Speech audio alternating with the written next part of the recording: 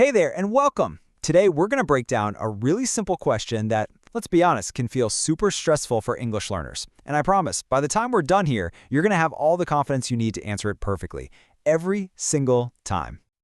So let's just dive right in. Picture this. You've just introduced yourself, you're feeling pretty good, and then someone hits you with, sorry, how do you spell that? You know that moment? Your brain just kind of stops. It freezes up. If you've ever felt that, hey, don't worry about it. You're in exactly the right place.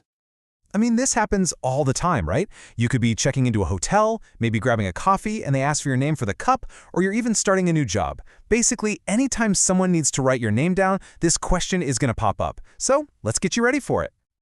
All right, first things first, we're going to break down the question itself. Because, once you really get what they're asking, given the answers, well, it's a piece of cake.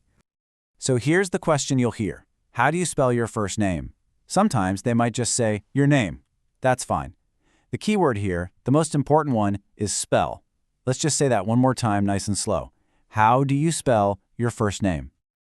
Okay, so that whole question, it all comes down to one little word, spell. And if you're not totally sure what that means, it's almost impossible to answer, right? But don't you worry, it is super simple. So, what does it mean to spell something? Just means you say the letters of the word one by one in the right order. That is it. That's all they want. They just need to hear the individual letters that make up your name. All right, now we get to the good stuff, the answers. And here's the best part. There isn't just one single right way to answer this. Nope, you've got options. We're going to go through 5 different ways to respond. We'll start with the super simple and work our way up.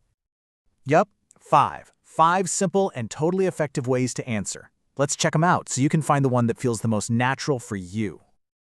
Okay, let's walk through these together. Number 1, the easiest way possible. Just say the letters. That's it. So if your name is Linda, you just say L-I-N-D-A. Simple, right? Okay, number 2. You can use a simple sentence, like, I spell it T-O-M. Number 3 is a really common one you'll hear native speakers use. You say, it is spelled H-A-R-R-Y, or, it's spelled. Number 4 is a little more formal, so it's perfect for a business setting. My first name is spelled C-H-R-I-S. And last but not least, number 5. This one just flips the structure around a bit. J-O-H-N is how it is spelled. Now, here's the most important thing I want you to take away from this. Every single one of those 5 options is absolutely 100% correct. There's no best answer. Seriously, your only job is to pick the one that feels good to you, the one that you can remember and say without tripping over your words. It's totally your call. Okay, so we've covered what the question means and how to answer it, but now comes the most crucial part. Practice. Because let's be real, practice is the magic ingredient that turns knowing something in your head into feeling confident when you actually have to say it out loud. Okay, no more listening. It is your turn. Right here, right now. I'm asking you, think about your name. Pick one of those 5 ways we just talked about. You got one? Okay, so how do you spell your name? Go on, say that loud. I'll wait. So, how do you practice this? It's easy. Here's your game plan. Step 1, pick your favorite method, the one you like the most. Step 2, you have to say it out loud. Don't just think it in your head. Your mouth, your tongue, they need to practice making the sounds. Say the sentence clearly, and when you get to the letters, spell them out nice and slow. And step 3, just keep doing it. Repeat it over and over until it feels totally natural, totally automatic. Seriously, the more you do it now, the less you'll have to think about it when someone asks you for real. The confidence will just be there. And just like that, you're ready.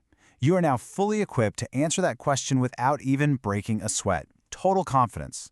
You've basically taken a moment that used to be stressful and turned it into a chance to connect with someone. That's a huge win. So, my question for you is, what English challenge are you going to take on next? Thanks so much for hanging out with me for this explainer.